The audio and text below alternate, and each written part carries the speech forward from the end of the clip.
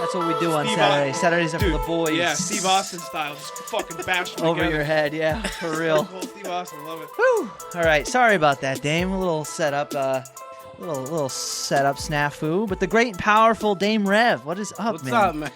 Sorry about last week too. We kind of bailed on you last second there, but it's good to see you. It happens. Yeah, it's on here. Make sure this is always in front of your face, not off to the Oh side. yeah. Oh, this is way better. There you go. There you go. And you can I pull should this know. in. I should know that. Yeah, feel free to always move this around.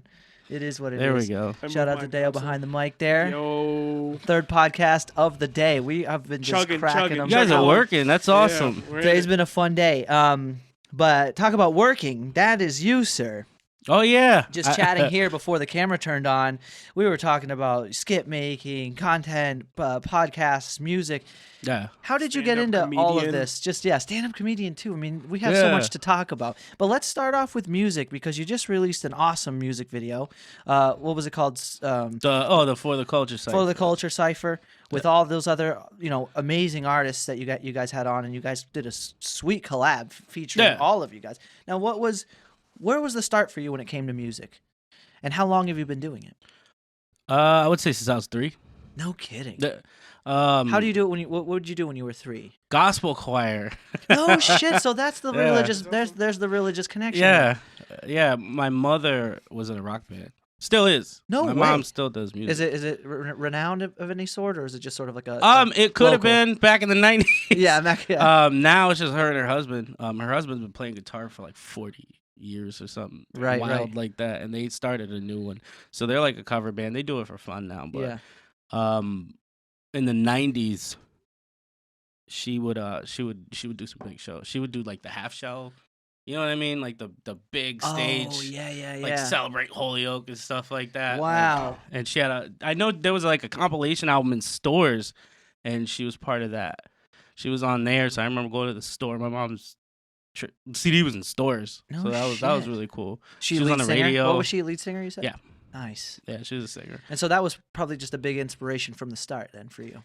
Yeah, that's actually when I was like, I want to do this. Yeah. Yeah, it was back then. I just didn't know how. What was it about that you wanted to do? You just appreciated the environment, or was it what it was like to be up in Yo, front it's of just people? cool to see your mom on stage. Yeah. You know what I mean? Like with a lot, because like I said, there was a lot of people there, and for people to watch people enjoy what she loves to do, and she's a lyricist, so she wrote the lyrics for the songs. Oh wow, okay. And So she she's wrote a the writer songs. too. Yeah. So seeing that when I was in my like single digit ages, Right.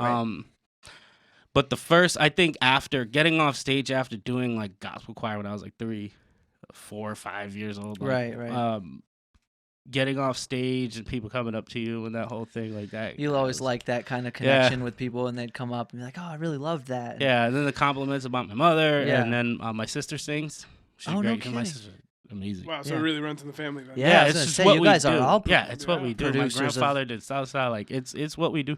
Yeah. Oh Yeah. my gosh. So I was born into it. I didn't really have a choice. Right. So it's just who you are. Yeah, and I just I rap love that. because I can't sing. Yeah.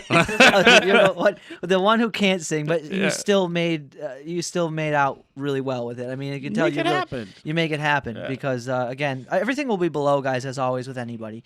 Check them out if you haven't already. A lot of that stuff is really awesome. Even your Asylum Cypher came out really well as well. Thank you. Yeah, that was a sweet music video too. And we were just kind of talking about that. So sort of make a full circle here.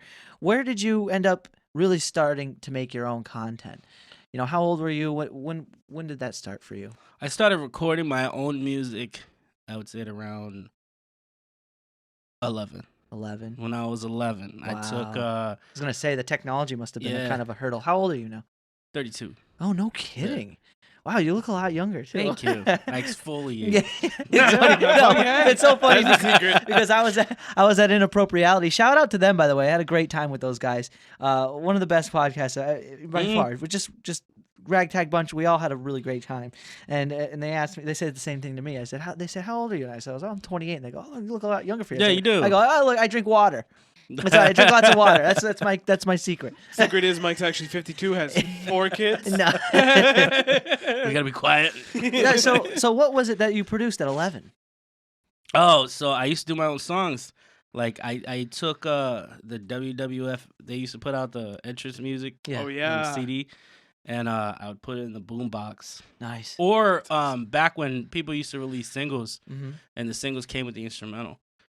So Oh, I would wow, write okay. to it, and then I'd put it in the CD deck. I would take. My mom used to have like this bag of cassettes that she didn't listen to, Okay. like old. And you Keith recorded Sweat. over them and shit? Yeah, and I Oh, would put if wow. you put a piece of tape over the cassette, over the dimple, you could record over it. Oh, that's a little life hack. Secret, That I yeah. never knew. For all those listeners still using cassettes. Yeah. So for yeah. all those, time traveling users. Yeah, you put that. I it's weird because I knew that when I was a kid. No shit. I don't even remember how I learned that. I just know that if you put a When there's piece a of will, tape there's a over way, that, right? yeah, then It's you the can funny record thing. on it. It's like even when we were younger with the Nintendo cartridges. If it was everyone knows. Did you blow in it? No one knows Yeah. how they found out. You just do You that. just now. did it. Yeah. Or a lot There's- of people would rewind their The cassettes yeah. with the pencil. I remember. Oh, that. yeah. Oh yeah, that's how you yeah, fix them. Yeah, fix Yeah. them. Yeah. Yeah, and that's what I used to do. I would play the whatever beat it was, and then I would you press record and play at the same time, Mhm. and then I put the headphones in the mic jack. Yeah. And then I'd use that as a mic. Oh, that's awesome. You had one track. Yeah, it's You like- had that one was it, shot that to was do the it. whole That's song. it. Yeah. Yeah, so then from there, I started working with it was a program called Acid Uh-huh. 3.0. This is back and- when like the early software. Yeah, days. this is now we're getting into like 2001 Okay, so you're a little older. time now. frame. So around then, 01, I was like 13. Yeah. 14? Yeah. 13. Yeah. And that's when I started making CDs, Mm-hmm. my own CDs, and I Nice. used to do like an album every 2 weeks. They were awful, Yeah. but well, that's the thing, man. But you Everybody gotta- starts yeah. somewhere. yeah, and I I'm feel talking like about that's what 20 really- songs yeah. a disc. Oh shit. Yeah, I had like 22 albums. Holy shit. Because all I did was write. I like almost failed out of high school. Oh my god. Because Yeah. you were just so I was just doing that. absorbed in your work. Yeah, I didn't want to go to dinner. That's a good Yeah. I quality mean, that's to how you have. perfect it, though, man. Yeah. That's a good quality to have, honestly. Yeah. Yeah, and that's just what I just did that up until I was Mhm. 17. So how did you let people know about it back then? Like what was the medium? Oh, you had to hit the streets. That was Just go really up to different. You people. had to make CDs, and you Yeah. just have to go up to them and talk to see. Internet wasn't really that In front of stores. And It stuff. wasn't back in that like it was 01 like and AOL. 02. Yeah. Like no, like Yeah. internet was just you talk to your Emails. friends a little bit, Yeah. but it wasn't. You couldn't reach a large group of people. Right. You would have to talk to everybody individually, like on AIM. Yeah. Or do like an email thing, Right. but you need to collect emails. Either way, you had to go out and talk to people. It wasn't as easy as just being like, "Here's my Spotify link. Yeah, Go no. check me out." There was Right, none right. of that. Yeah. I know. No, Well, we no. just had an artist on, Tony Valley, who's a really talented lead guitarist, and to compare, he's a little older. He's I think in his 40s, 50s. I'm not sure. He looks really 50, I young think, for his yeah. young for what he looks like, but comparing what he had to do to get make and get music out there, it's insane. Yeah, You you gotta couldn't work. you couldn't just put it in the system and kind of cut and paste anything. It's No, they had like tapes. yeah, Like exactly. you Yeah, needed the you had engineers. to- Like you still need an engineer now. Obviously, if you want to make it really good. People but, really should Yeah. get them. But people, but yeah, but people can and people will if they want to. They could just kind of make it half-ass on the computer yeah, themselves. and that's it's what they like- do. Yeah, exactly. Yeah, but back then, no, like an audio engineer was like a doctor. Oh yeah. Yeah, you seriously. Well, think about even going back into the early days of film. They actually cut film, and that's what we Mhm. still call it film to this day. But most places don't even, Film or digital. rather, yeah, everything's digital. now. Yeah. So you don't actually cut anymore. Before they would actually cut frames out of a film, Mhm. and then glue the two back together. Yeah, I and learned run that in school. it. Yeah, I mean that must have been so tedious. I Yeah, mean, that's how I did audio. Like at first, because I went to performing arts high school. oh cool. Yeah, I was gonna That's say, awesome. did you go? Mm. You went to school for this, obviously. Then. Yeah. Nice. And Mitch Shakur, Okay. he was a music teacher? director for the Joel Crocker band. Okay. And yeah, he was a music teacher. He was on stage with Stevie Wonder Yeah. Yeah. and Ray Charles, Wow. That's James awesome. Brown, and all Yeah. that. So like he taught us about tape, Yeah. like actual actual analog tape recording editing, yeah. and stuff like that. And then he taught me how to record at home. Okay. And then what sucks is now I'm still on the same program I was then. Like, Shit. you know why? Because it's the program I know. Right. Yeah. It's just the one I know how to do. And I think that if you know your DAW Right. back and front, you're more powerful than somebody who doesn't. So what do you mean by that? Like what do you use right now? I use Cool Edit Pro, and Okay. people make fun of me for that, right? Okay. And they do because the plugins aren't as whatever. But at the same time, it's the one I know. Right. It's all about what works. I know how to use. Yeah. That's the difference between me with that and somebody else with Pro Tools that doesn't know how to use Pro Tools. Right. Or you know it what could I mean? be actually more in your favor because you're utilizing something you know. Something that I actually right. know how to use. Yeah. To its You full know what I mean? potential. Whereas Yeah. someone, is to have maybe using something as better plugins, but they don't know. But they don't know how to use them. Yeah, they only know 10% of definitely. it. So it doesn't matter. don't short sell yourself because of that. That's for sure. That's a good strategy. And I feel the same way because like obviously I could use probably better audio, whatever. I'm using GarageBand right now, but I know how to use it. You know how to use it, God, right? This is garage. And you know what's funny is if you make a good record, Yeah. no one even knows. How no one would knows. you know? No one notices. Yeah. It's funny because you've heard my music. Right. You haven't said anything. I know. About Anything, you wouldn't think that I'm using stuff from 03, but well, think about it. It's like listen to the Beatles, listen to Jimi Hendrix, listen to that's from analog. right. That's what I'm saying. Yeah, and it still sounds great. Well, we were just talking about it. Like you could records argue- are making a comeback, and records still to this day is, in my honest opinion, is About one of the the best vinyls? way. Yeah, Yeah. vinyl is the best way to listen to music. You to this could day. make an argument that it sounds better, if not just as good as what's coming out now. Absolutely. Yeah. Personally, I think the stuff that's coming out now isn't very well mixed. No. No. Well, I was talking about that with Nick Acevedo, and I talked about it also on the Inappropriality podcast, and it's like the level of the quality of the content, like yourself and other people in this area are producing, is just as good, if not better, than what's publicly mainstream. I believe that. You know what I mean? Yeah, It just doesn't get absolutely. the recognition it deserves. And it all comes down to this monetary, like selling yourself to a record company or that type of thing. You know, marketing is pretty much the only difference between yourself and somebody who's getting played 1,000 million times on the radio. But as far as skill, as far as quality of content, I don't think there's a difference. And I've listened to the radio. Skillfully, I think people, even people out here, would cut everybody up. That's what I'm saying. I do believe like that. there's a level of recognition that isn't there, and I think it will become in time. And in other words, I say that in an encouraging way because I feel like so many people like yourself are just you really know what you're doing and you can tell. I think it just got gimmicky. Yeah. I think it's generational, and right now, now that there's more access to things, there used to be standards. Like it used to be, even when home digital distribution came out, Right. when artists were first allowed to put their own stuff, and you didn't need a distribution deal. Yeah. Like the TuneCores, when they first came out, there was actually a standard that I remembered. To putting stuff out, like if it was awful, they wouldn't release it. Wow. Now, when it first came out, now it does not matter. So, and it's cheap now. It wasn't as cheap back then. Right. And now that it's you pay not $20 a month and you put unlimited stuff out in stores with everybody else. Right. The standards went down because the only people that could access that before are people that were actually serious and that were good. And now that everybody can do it and there's more access to everything, you don't need a label for anything.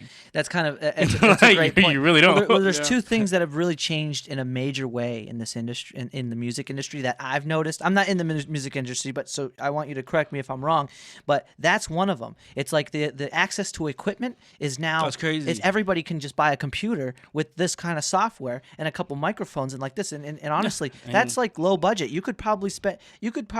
And I'll be generous. Like $5,000 can get you what only a professional would have access to years ago. Yeah. Now $5,000 is a lot of money. Exactly. For you could spread that equipment now. Exactly. You could really, on that budget, you could become, or rather at least have access to really high-end equipment with that. And that's not really a lot of money if you think about it. You could probably half that. Some people could, in other words. You can get equipment for $300. That's what I'm saying. You get a full studio I'm saying package. between the computer and then, with the computer included, probably about 1,000 yeah, now. exactly. Yeah, it's crazy. Especially for audio. That's a good point. Because audio isn't, I always think video when I'm thinking about They doing just stuff sell with a computer. bundles now.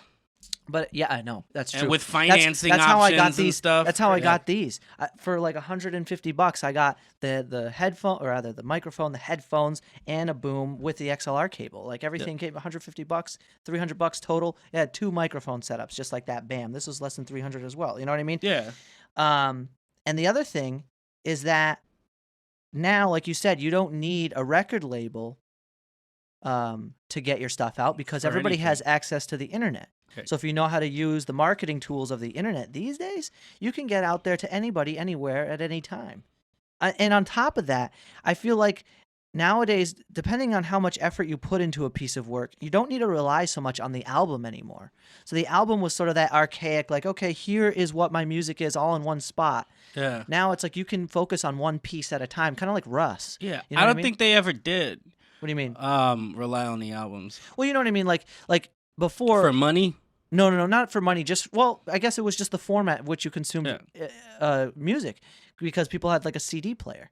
Yeah. Like we're listening to Eminem or something. You put the whole CD in, you got to listen to his whole album. Well, it's about the experience too. Like when they had albums, like they'd have, you'd open up the book and there'd be the lyrics in there, and like I remember having some Linkin Park albums. Yeah, no, it's nice for the. I do totally agree. I miss that. Yeah. It is a nice feature. I'm saying, like, in other words, you don't need it to produce really good content. Like before, people would work on it as a whole. I feel like now, when you're listening to music, you're never listening to one artist anymore. Right. You're listening. You got Spotify, you got Apple, iTunes. Your playlist. You're just playing a whole compilation of different artists.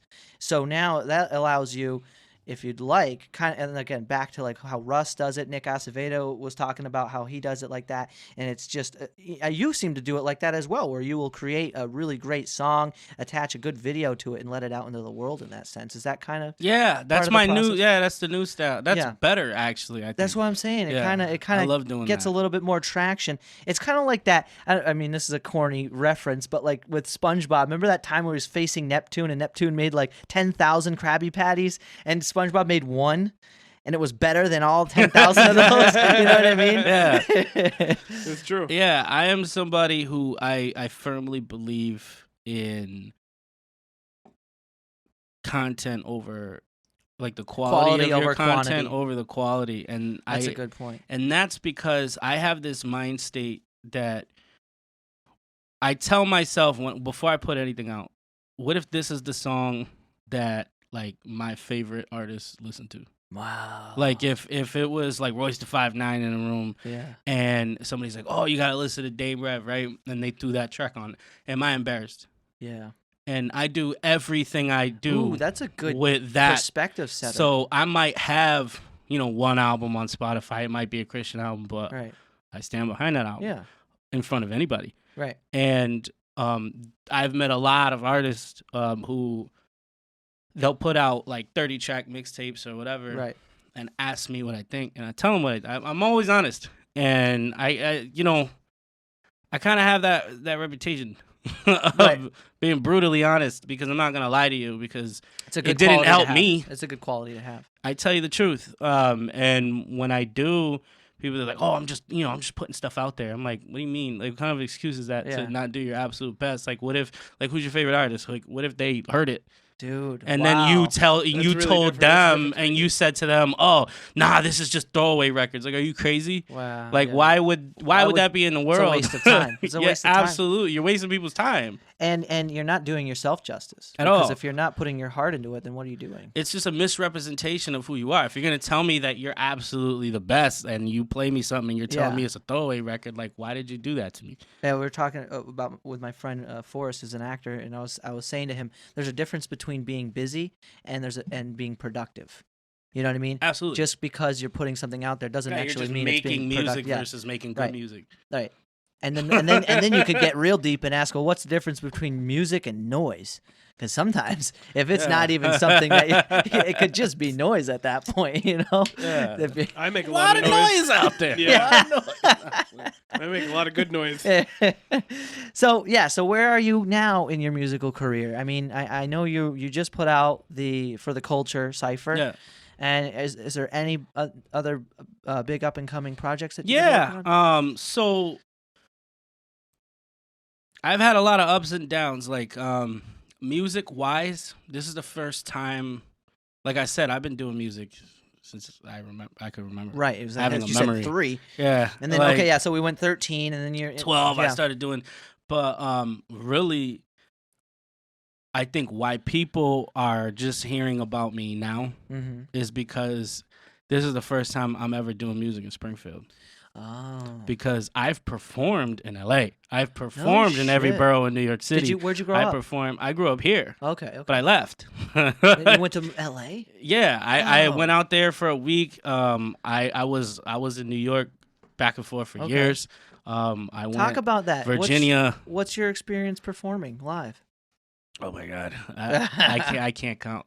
Yeah, like so. What have you met anybody along the way that's been big in the industry as well? And I met a lot of people who were behind the scenes that you wouldn't even know. Right, but they're big behind the scenes. Yeah, like I met them over artists. I don't want to meet artists. I don't have any. I have and this is where I get my reputation of being an asshole. But yeah, I have no desire to meet other recording artists. Yeah, I really don't, because why? Yeah. Outside of networking who their people are. Right. Like, I wanted to meet the people behind the scenes that were making this happen. And I met a lot of those, and I learned a lot. I used to be a publicist. Right. Out of LA. Okay. Like, I work remotely from here, but for a firm. What did you do as a publicist? LA. Oh my God. It was awful. No, now they're watching. She's gonna watch this. Yeah. I love you. No, it's I used to do write-ups. Yeah. I have a lot of NDAs. I can't say a lot of things that I did, but right. What's a publicist do, by the way? It's like makes you famous, talks for you. They make sure that they put put your music out there. You were a publicist? I was a junior publicist. For who? For Sanguine PR. Oh, nice. Out in LA. That's awesome. And I mean, the experience must have been nice.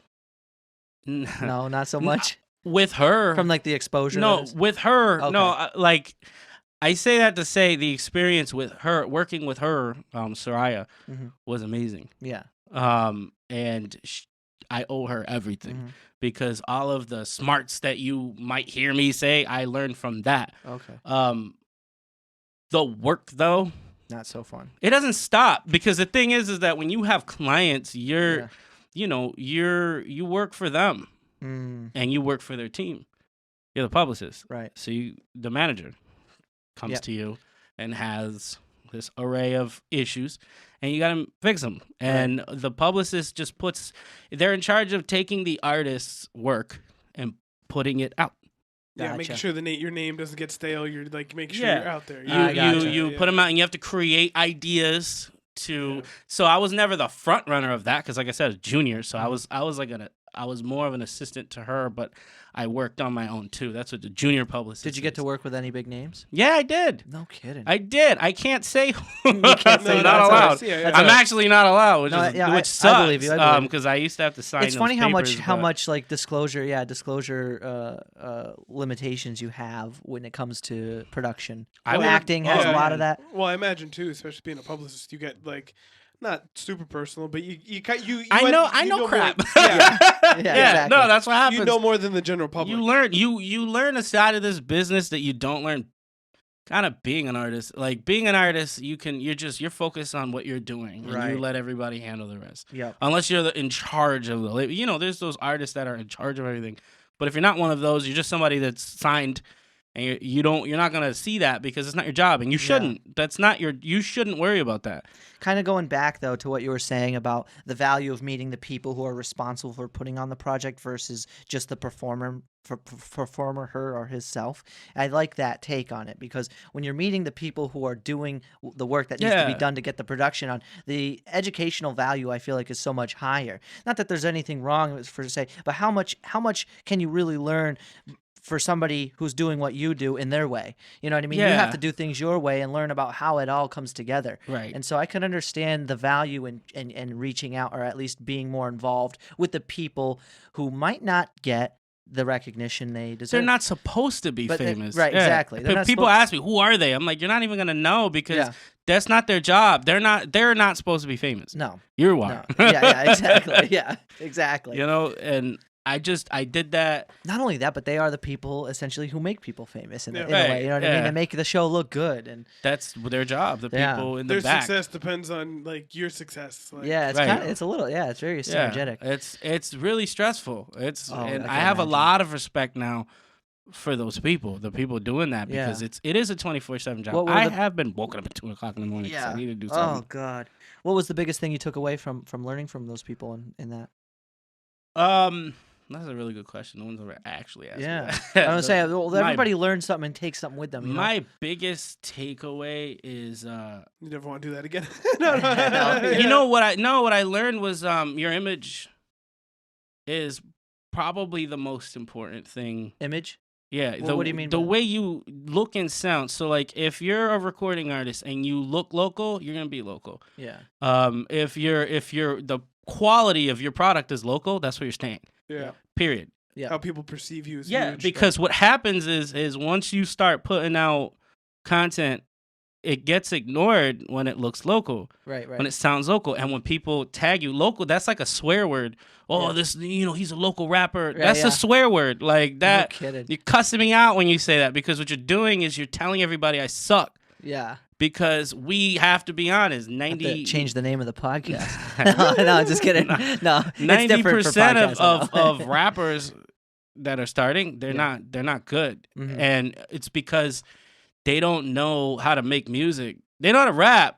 I'll never sit here and say that, especially in our area, that's not full of rappers. Right. Absolutely is full of rappers. I'm talking about recording artists. Yeah. I'm talking about people that know how to actually make good sounding content. Records, like actual songs that everybody want to listen to. That's different. That's something completely. You can't just get on a record and just mumble your way through it. Right. And just monotone your way through it. Like you have to actually write that verse to sound like another instrument in the song, and a lot of people don't know how to do that. And when you do that and you start sounding tired, you sound like everybody else. Yeah, you just get shoved in with everybody else, and then you start to sound really local. And when you sound local, you be local. That's what you are. Yeah. That's what you. And then especially with your graphics, your album covers, your videos, especially now in 2020, like your music everything videos, has to have a video. Everything has to look the part. Yeah. If it doesn't, then you don't.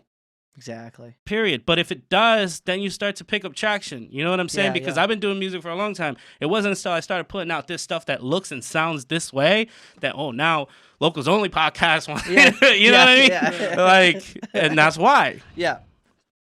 And that's a good point. So where I'm at musically is I took a lot of time to learn how this works. Yeah. And I did that for years. And now that I'm putting out videos and stuff, now I'm working on a project, like an album that I will put out once. Like the ciphers are to introduce everybody to me. Right. And once everybody, I feel like people know. Now I'm going to put out the project because now there's an interest. Yeah. Because a lot of people will put out. Strike while the iron's hot. Right. Exactly. They'll put out projects that no one was expecting. No one knows who you are, and you put out a project, you just assume that people are going to listen to it because it's your project. You did. And like, they owe you support because you decided you wanted to do music. Yeah. And they'll put out projects and then complain on Facebook that nobody listens to them. You didn't do the work.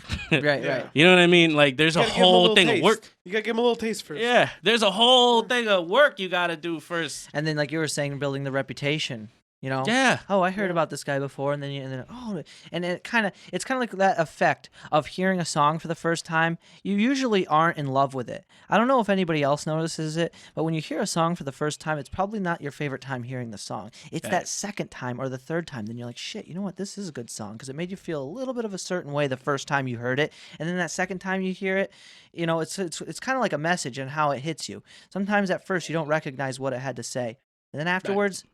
When you come across it again, it might come back at you with a lot more value. So in the same way, when you're producing, those first few times might not be the best example of who you are, but as you continue to do them, it's sort of it compounds into now an image, like you're saying, that kind of is all encompassing.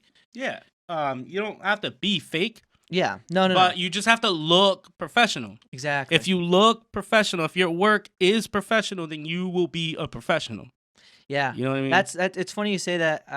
And that actually resonates really strongly with me, because that's kind of one thing I really wanted to capitalize with this podcast, is to make it all seem as polished as possible. Right. You know what I mean? Like, I never wanted it to be like, the room. I don't want to hear the room. I want to hear, like, when I'm listening to like a Joe Rogan podcast or an Aubrey Marcus podcast or the various others out there, I want it to feel like I'm listening to a radio show or something like that, of that nature. This is hilarious. I know, isn't that great? I had this picture for like the longest time. Yeah. It's great. It's so funny. I always thought this picture was going to do something great one day, and I got it at Faces back in Northampton when Faces was in Northampton. I've told this story a million times, and I was like, you know what, this poster's awesome. I want it. And I Run tings, and he's just ripping the turntables. And for cool. some reason, it just fits so well with the rest of the branding of the experience here. And it has a lot to do with what we like to talk about. I mean, I have just about anybody and everybody. Mike runs I saw that. Yeah, like run tings. Well, I try to run tings. But yeah, and I can't appreciate it enough to have artists like yourself on. Thanks. So you said you also do podcasts of your own with other people, like Let's Talk. Yeah, Let's Talk After Dark. I saw podcast. your promo. You guys are giving out some free stuff with your promo. You want to shout that out? Yeah. Fuck yeah. 8 p.m. Wednesday, December 23rd. We're doing a live. We don't shoot live. Typically. Yeah, I don't either. You edit, you polish, I like you whatever. But this particular one is going to be live. Make me look pretty. And the reason why is because we have some dope gift cards, and we're going to actually scratch them. Oh, no. And we're going to say on live, we're going to say the code, and you're going to have to rush to get the code.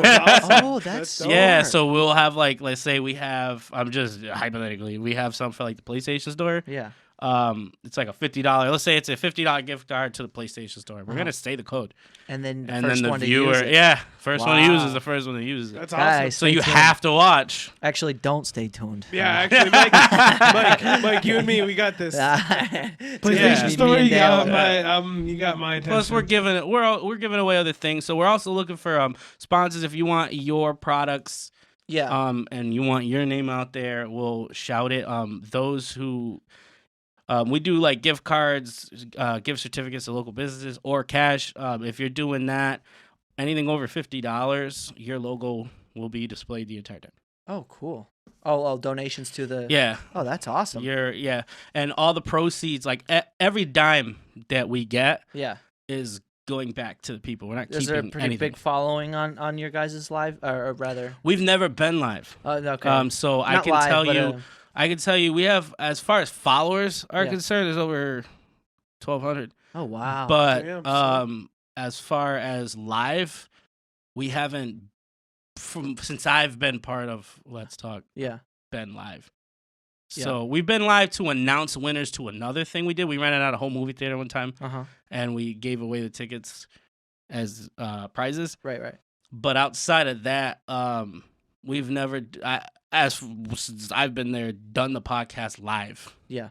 So we're just gonna do it for deal. that. Yeah. It's gonna be dope. I'm excited, dude. Yeah, I love the promo you did for that too. It was like, I shoot promos all the time, dude. It reminded me of like one of those Nickelodeons, like, "Yo, what's up? It's Dame Rev." And yeah, it was church. It was very but it was very like.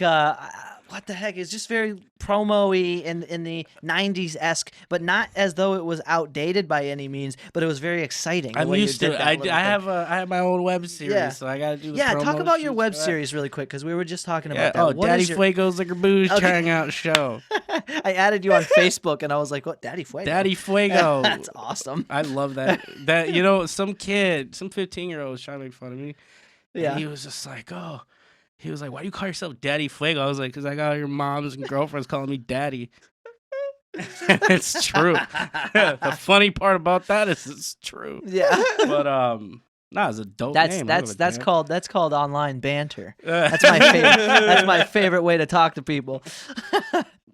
Yeah. So that I you just don't know on there and I try everything I do. What is a web series to you? What do you do with your web series? Me, I try booze. That's what I do weekly on a weekly booze? basis. Yeah, What do you like mean? alcoholic beverages. Oh, you try the beverages. Oh, that's awesome. Do you make them like no cocktails? Okay, no cocktails. No, just what I'll do drink. is if you go, when you go to the liquor store. Yeah. How many of those bottles have you not tried? Seriously? I try them. So everything that I haven't tried. Brave soul. Yes. Wow. Oh my God. Yeah, we try weird. Like Do you give them a rating? Whiskey. No, I just tell you whether I like them or not. And I think the spin on the show is because there's a lot of shows that of people trying different alcoholic beverages online, but they're boring. I think because they're snobs, they're liquor snobs, and they're telling you they're like, ooh, it has a nose. They'll do one of these. Yeah, but this is like, I'm not a pro by any means. I'm just a comic. So like, really hits the palate. When I go on there and I do it, it's really from a stand. I'm like a vet. I'm thinking about, in a sense, the success that like Dave Portnoy has from Barstool with his pizza reviews. One bite, everyone knows like that. You should give it like a 1 out of 10 rating at one of these days. Maybe convert to that. I'm not saying we're working to that. Yeah. We're working to like this. You'll probably have your own thing that's how awesome many anyway. flames I give it. Oh yeah, there you go. But I just at this point it's just a stamp of approval. Or if I don't like it, I don't like it. But I don't ever tell anybody not to drink something because that'd be messed up. But right. I say if I like it or if I don't like it, but I think the point of the show is that it's funny to people. How long have you been doing it? Since August. Oh shit! I gotta check that out. I think it's just really to entertain more than anything. Yeah. And it sells bottles of alcohol, so. Oh, kidding! Really? It does. I have a conversation with some of these damn brewers. No shit. And that's awesome. Do you ever? Is it always this hard liquor, or is it beer sometimes too? Both. Nice. Anything. Wine. Whatever has alcohol in it. Cool. That's why it's called liquor booze. Because booze is defined as anything with alcohol in it. Right. So anything with alcohol whatsoever, I'll try it. It doesn't matter what it is. I don't question anything. I will try it. Nice. I can't. I want to see the Mr. Boston's episode. Yeah. When's that coming? Just to get a reaction. See, here's the part about the show that's also. Everything I do, I haven't had before. Oh, okay. So when I crack it open on the show, that's the first time. It's unscripted too. Okay. So that's the first time I've ever had that. Well, let me tell you, I don't know if you have ever had Mr. Boston. Had Mr. Boston. It's high quality. It's high quality. quality. Don't believe him. Rubinoff? He's lying to you. Introduce you to my friend Rubinoff. Yeah, I threw up 45 minutes later. Yeah, no, it was 100 proof Mr. Boston. I've been in the shitter a few times. I can't. I can't drink anything with that fake raspberry flavor. Yeah, Rubinoff. You ever have Rubinoff? No, too? No. I don't like flavored stuff. No, it's either. good. It's high quality. We can try it. It's like a weak vodka. I'll try it. I'll try anything. Yeah, you can buy a handle of it for like a nickel. Yeah, on chest. It's like military special. Yeah, military grade alcohol or government alcohol, as they say. Paint off your house. Yeah, so that's pretty cool. How often do you put out an episode? Every week, every Monday, 6 p.m. Eastern. Oh, nice. Okay. Yeah. That's cool. That's really cool. And so we were also talking about, which I really wanted to get into, is your stand up. You do comedy, you said? I do. How long have you been doing that, and what's that been like? Since October of 2018. Holy shit! So you've had some time. A little bit. COVID really definitely put us. Yeah. Reaching halt to that. Yeah, I was gonna say with the performers. Yeah, because I don't like them Zoom shows. Like it's kind of weird. I bet I've done one at Let's Talk Studio with Keno White. We did a stand-up comedy show, and while I had fun, right, I didn't like. It's not the same. Okay. It's not why I do comedy. It's not the same at all. There's no audience. It's weird. Yeah. Like it's just weird. You don't find out if people think it's funny till you go home and you read the comments. Gotcha. And it's just not. I do it because of the way it feels, and I like. It's what I love about it, and once that's gone, it's gone. So I haven't been doing shows because that's where all this camera stuff comes from. Right. Like all the camera work that I've been doing is because I can't go on stage. Right. So at least at least as a positive note, you get to then double down on your fine tuning of the skill of using a camera and editing and all that. I'm sure. Yeah, meeting people. Yep. That's been huge during COVID, which is weird. Yeah, you're not supposed to be doing. Yeah. But you kind of. But not always. I don't mean just in person, but just opportunities still, because everybody's so hungry right now for to do something. Yeah, I know. That they're just extra. They want to network extra. I felt like before this, people were a little bit more closed off of who they work with, and now everybody's kind of more open-minded. Jumping to the opportunity to network a little bit more. Because the amount of content you have to put out to satisfy what it felt like. You can't stay in your lane anymore. You gotta branch out. Well, that's kind of a good thing. Gotta be open. That is cool. Yeah, that's a good thing that came out of this. I know. I constantly remind myself of all the good things that have happened in that time, and how much it's shifted my perspective, at least, on what I want to do. You know, I always say this podcast was a product of that, because it's like I had nothing to do. I started this in May, at the end of May, and we've been just going with it ever since. And it kind of doubles down as a really great thing, because if you can become very nimble online with what you do and what you love, nothing can stop you. You know what I mean? Because typically the seasons, especially in the Northeast, play a big role in what you're doing and when you're doing it. And now, from being a producer in the ways that you are, I'm sure now it's like rain or shine, you can still reach an audience. Excuses. Yeah, there is no excuses anymore. That's what they're saying. There's no more snow days anymore. No more snow days. No days off. Because I can do it from our studio. Yeah. Or from home.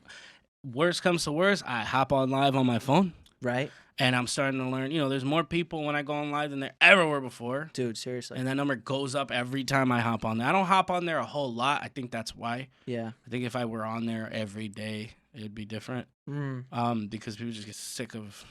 Well, that's just it. There's a certain level, and that's kind of what I know what you're saying, because in my mind, when I was going about thinking, how am I going to schedule out when I release a podcast, and I think a big part of it is the fact that I only do it once a week right now, and maybe down the road I'll do it more consistently twice a week, but that's about as much as I'd want to go, because there's a certain point I feel like that, like you said, people would kind of get oversaturated, because when I do it once a week, it's like nobody hears from you for a while, and all of a sudden something comes out, it's like, oh, cool. That's why Let's Talk is not a podcast. Yeah. Let's Talk After Dark is a podcast. I gotcha. Let's Talk is a network, because that Let's Talk After Dark comes out Wednesday. Yeah. My show comes out Monday. And then Tuesday, I believe, is the No Chill Bung podcast, which is comedian Richie Hector and Impression Prince. Yeah. Those pair are like monsters on TikTok and YouTube. I'm talking about millions and millions of views.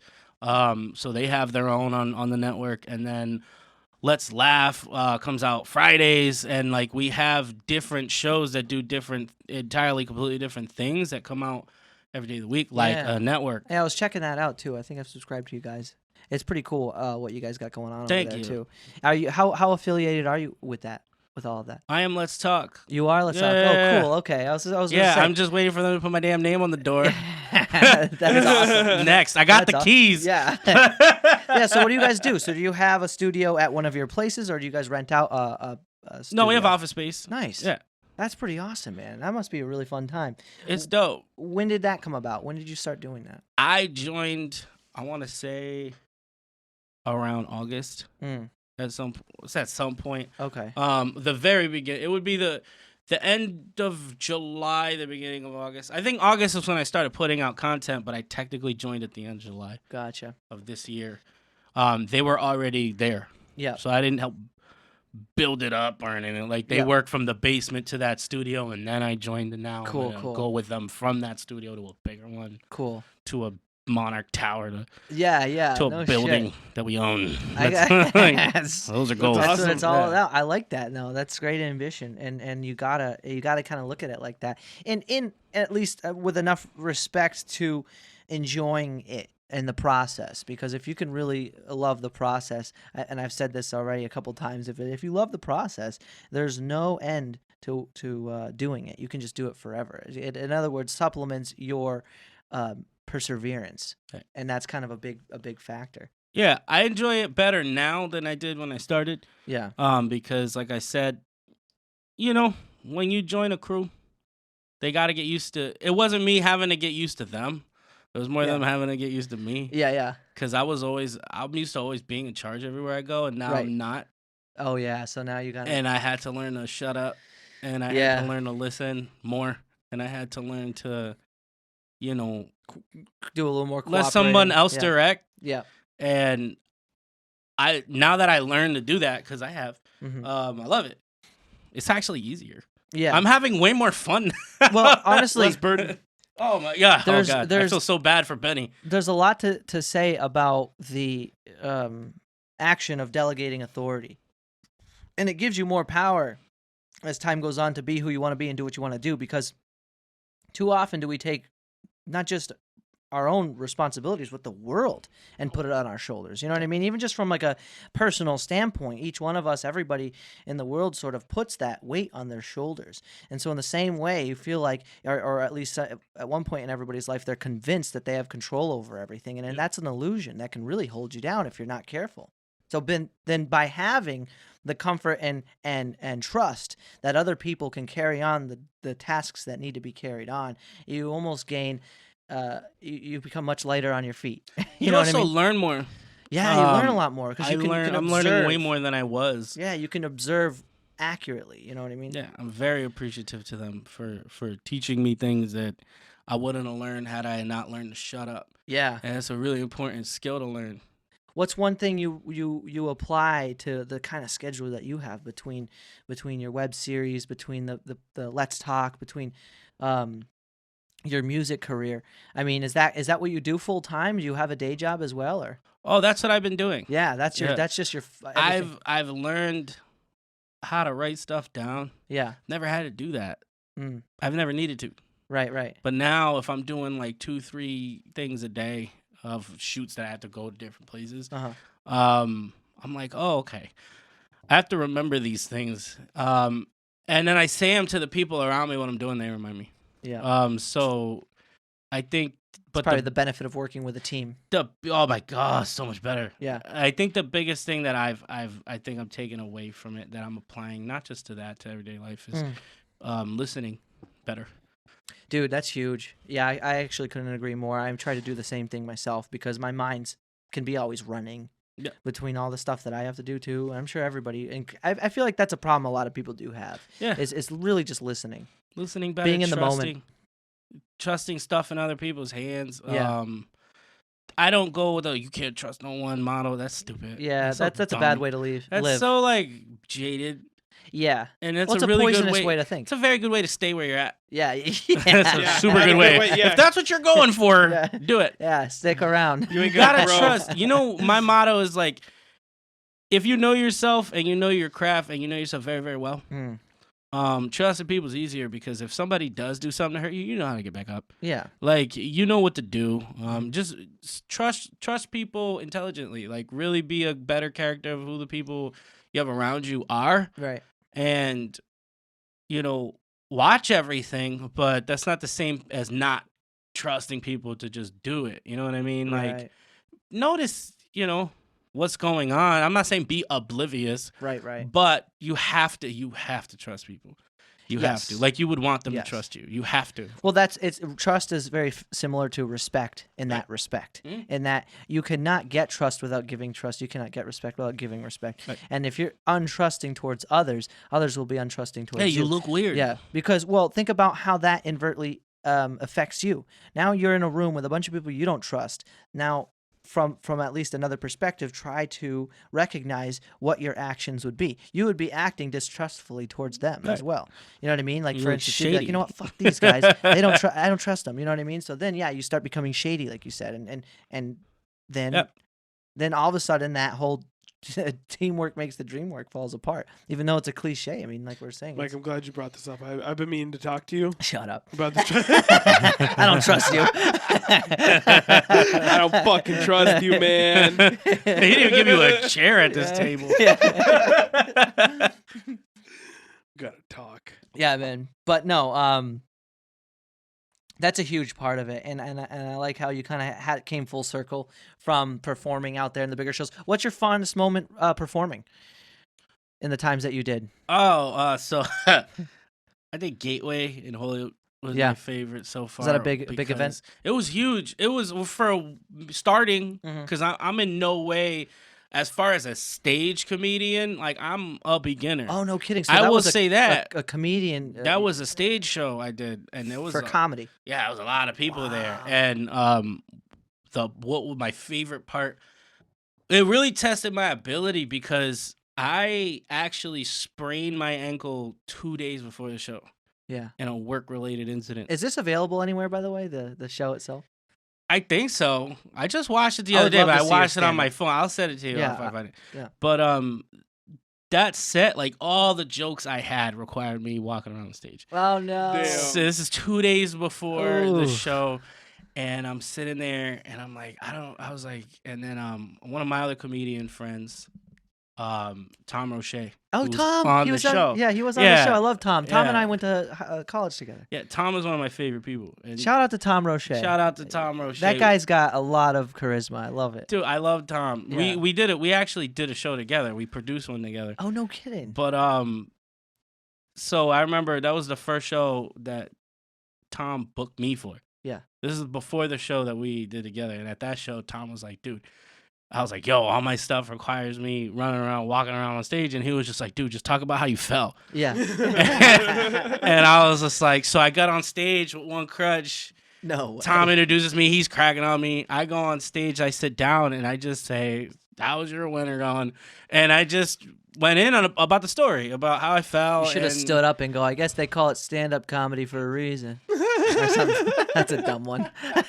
I didn't do that. But no, I just talked about my hospital experience and stuff like that. They loved it. Yeah. And I think I learned at that point my ability to adapt, because I'll be honest with you when I tell you, I was standing at that curtain and I didn't know what the hell I was going to say. Oh, shit. And I had jokes in my head, but like I couldn't. You do good under pressure?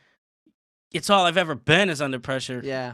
So in my whole life. That's almost a good thing, because you don't have a contrast, and it's just everything's just rolling. All I've ever been is under pressure. So like I was in the military too. So it's just, oh no shit. Yeah. I was Air Force. How long?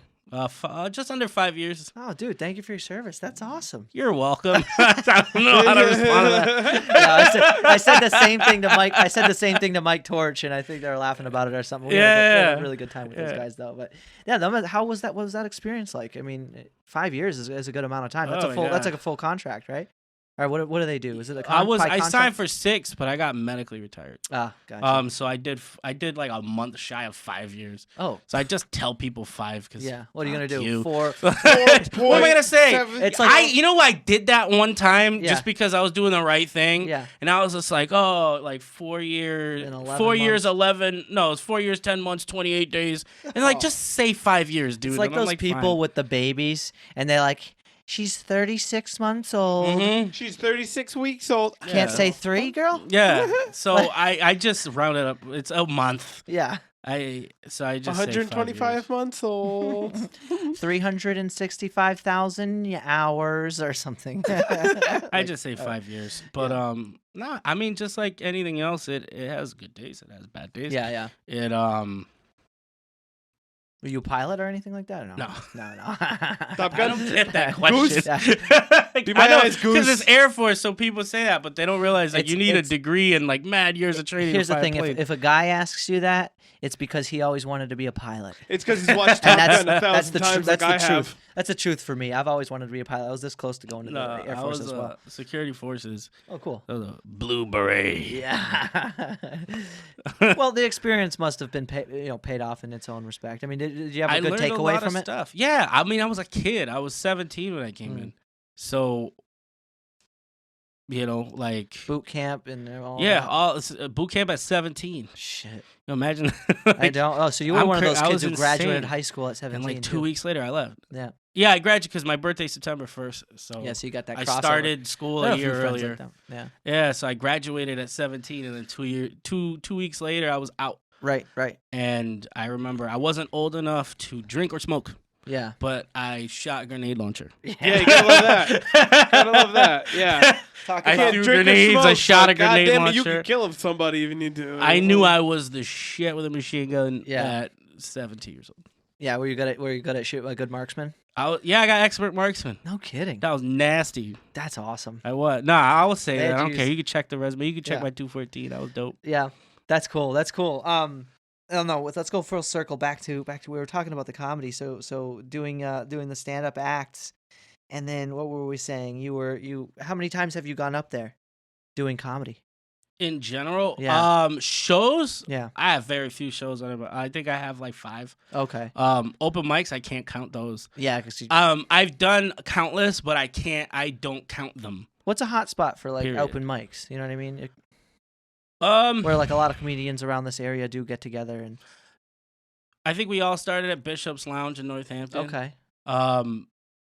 Then I realized I hate Northampton, so I stopped going there. Because Chicopee had one. They had the Loft, and then they closed it down. What's up with Northampton, in your opinion? Why I don't like it? Yeah. Come on. You ever been there? Like, no, because the thing in Northampton is that, like, dude, I was in the military. So, like, yeah. You could imagine that the way I am is much different. Right. The way I think is much different. And it's not that I'm not tolerant of them. They're not tolerant of me. Yeah. You know what I mean? Like, I don't care what you do. Right. Like, but you care what I do and what I say. You know what I mean? It seems like it's like that these days. It's exactly how it is. And I look for every public opportunity to say that. Yeah. Because that's the truth. It's like I did a set. I got off stage. I made people laugh. I went outside, and this dude comes up to me, and he goes, "What? No Trump jokes? You're not gonna make fun of Trump? No. How come you don't do any political stuff?" Right. I'm like, boy, if you don't get out of my face, like I don't do it. Like, I don't think it's funny. Yeah, especially with the current climate. Comedy, like, why would I didn't think anything was fun. I don't think anything's funny about the presidency. Yeah. Like, I don't think it's funny. I think that it's serious because it is our country. No, because it is. Yeah. And when I was in, it was my commander. I would have had to serve for this person. Exactly. And I take that serious. Like, it's not fun. I don't joke about it. Well, it is very in your face out there in Northampton when it comes to it's some of that all stuff. they talk about. And if you're not for it, it's like you're immediately against it by default. Right. I can see that. Just all. And another thing is, I always, even with music, I never wanted to do things everybody else was doing or talking about. And if I go on stage in Northampton, let's say it's a mic and there's 30 or 25 or 20 comedians. Yeah. 19 of them are talking about Trump. Yeah. Really? It was that much? No, it's that bad. And I don't want to be one of them. Yeah. Well, not only that, it's smart of you not to, because it's like, why would you use other people's, not in the same, not that you would, but my point is that's the same set if you did it again. Absolutely. It's stupid. Yeah. And I didn't want to do it. And I started getting knocked for not wanting to do it and kind of labeled like a Trump supporter because I didn't want to do it. Just because you didn't want to, And I'm like, I'm not a Trump supporter. I just don't want to do it. Right. Like, I don't want to do it. I don't want to talk about that. Like, it's not what influences me to want to do comedy. I want to make you laugh talking about. No, that's a good point. In other words, you're trying to explore the vastness of what it is to be comedy. Anything else, right, in the world. Like, you don't have to talk about that. Well, it's and that's another thing too, is how much it's already advertised on the. You just have to turn the TV on. Right. And then it's like, okay, well, there's all the jokes. You know what I mean? They're just doing the same thing. And how they don't annoy themselves is out of, I don't know. So that's why I say I like Northampton as a place to go and eat and hang out and stuff like that. But I don't like doing comedy in Northampton. That's a good point. You probably won't see me out there ever again. So you now go to Chicopee and other places. What's the other places that you the Loft, liking? I was there for a while until they shut down. And then my boy Maverick Prasad, who's part of Let's Talk. Yeah. Has his own EMT comedy, and they throw their own mics. Towards before COVID, like once I started doing the shows, I actually didn't go to the mics. Yeah. So I stopped doing mics. I just did shows. I just did paid shows. Right. So that's when I started doing, the 4 or 5 shows, but I did them like in the same window, and then I produced my own show. And then my next thing was to just produce my own shows because I love doing. I've learned that I have a passion for like that from doing it that time. It was so hard, and it was so nerve-wracking that I loved every minute. Yeah. I did, because you don't know if there was people are coming. Well, it's kind of like we had my very good friend Eddie Lee. He lives out in Reno, and it's called it's called Type 2 Fun.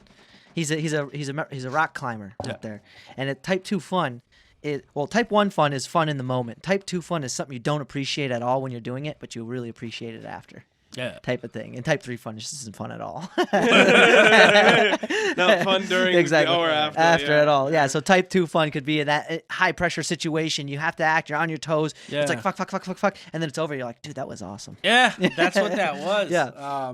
I enjoyed it. and that's what I wanted to start doing more of. And then when COVID hit shortly, the rash, when the rash started spreading. Yeah, I found success in because I had a very successful for a show that me and Tom just produced for the first time ever ourselves. It was wildly successful. When did you put this out? February. It was for Valentine's Day. Oh, no kidding. And that's what I'm saying. It was successful in spite of the fact that it was Valentine's Day weekend and we had the most expensive show going. Right. And there was 1,000 shows out here, and we had the most. It was $25. No kidding. You know what I mean? So like, and we still practically packed that room, and that made me feel good. It stressed me out a lot, but it told me that when you're doing those shows, like, less is more. Yeah, yep. That applies to so many things. Yeah. It's a very underrated application, understanding the less is more concept. Mm-hmm. You got to make people want to go to comedy shows. Right. By not doing them every fucking day. Right. Like your own, I'm talking about the shows that you can perform at different comedy shows as much as you want. But I'm talking about when you when I produce my own, I don't want to produce a comedy show of mine like starting out like where I'm at now, maybe later, maybe in not here. Right. You know what I mean? Like in a different city, perhaps, like when it's bigger and the nightlife is bigger, but it's just like nightlife around here was dying to begin with. Right. Oh, you're kind of right. I do feel like since I was in high school, because not always, but there was a time in my life where I just had started discovering East Hampton, Northampton, Amherst, Worcester, those types of. It's like slowly but surely since then and now it's a little bit less and less. But on the same note, I do want to pay my gratitude for the fact that there is so many talented people around like yourselves. I mean, you guys are sort of keeping that, not only keeping, but creating that community. Like I don't know any other comedians other than you guys and the people who Tom Roche knows. And I mean, and this might not be a fair question, but between music and comedy, which one are you more passionate about? Fucking comedy. Yeah, that's awesome. See, I didn't know that. I'll tell you that. That's a fun fact for me. Not because I don't like music. It's just because comedy's newer, and I'm exploring it more. Who was it? Lord Byron. It's like I love. You could say it in the way he would. Is I love music. I don't love music less, but comedy more. Yeah. It's just that music has been part of my life my entire life. Yeah. And now I just met this new girl. You know what I mean? And her name's Comedy. Comedy. And it's like I'm just exploring comedy and learning, and I'm like, I feel like in music, I'm learning in music business wise. Yeah. But as far as like rapping and making music and stuff like that, I get better, but I don't get the same feeling I get like I'm learning something. Yeah. Because it's not like people are there teaching me that. It's that I'm myself, I'm exploring this and that. With comedy though, it's different. Plus, it's less embarrassing. Like when I have a whole joke about this. Yeah. I have a whole bit. When you choke on stage. Well, I have a bit about being a rapper at 32 and not having made it. Yeah. And when you've been doing it for so long and you're not super famous yet, people start looking at you a little weird, like like you outgrew it. And like wearing, that's a good point. Like wearing FUBU in your 40s. Yeah. So now with comedy, it's like it doesn't matter what age you are. You tell people you're a comic, you're the coolest person in the room. Yeah, that's a good point, and that's something that most people start gaining a lot more traction in their later years because it's sort of a grenade toss in your beginning years. You're kind of just bombing sometimes and not doing okay other times, and you're sort of building the character that needs to be very competent and confident on stage. I'm assuming, right? I'm assuming now. When I started, not so much. But now, right. That's what I'm now, saying. Especially with the web series, has weathered me. Like there was a brief time where we can do mics recently. Yeah. And I found going up there, it felt way different than it ever had felt before because now it's like, dude, it's just you learn to be you, and once you learn that. Or you learn who you are under those conditions, and you get comfortable with it. Yeah, and then now it's just talk. Like it'd be like this. Exactly. I was going to say, because I've never been a performer of any type at all. And so something as delicate as just a camera being on and me sitting down in front of a microphone gets me nervous. You know what I mean? But I get used to it. Yeah, and I'm you getting imagine, better. like, you don't. There's nobody here, but there's a crowd, really. You don't do this in your mind going, 2 people are going to see this. Yeah. Like, to you, when you do this, the world is watching. Because they could be. It's a potential. Yeah. There's nobody who can. If not today, in 4 years. Right. Who knows? 5 years, yeah. These will come up. Yo, because you know how they do on Twitter? They'll dig your shit up. Yeah. Like, they'll go far. They'll go far. So all the shit I'm talking, it's coming out. Yeah. They're gonna put it right back in your face. Yeah. Oh, it's coming out. I know. I got a different Twitter and everything. Yeah. From when I was a knucklehead. Like, and because it's gonna come out. So, and that's the mindset I do everything with. I don't do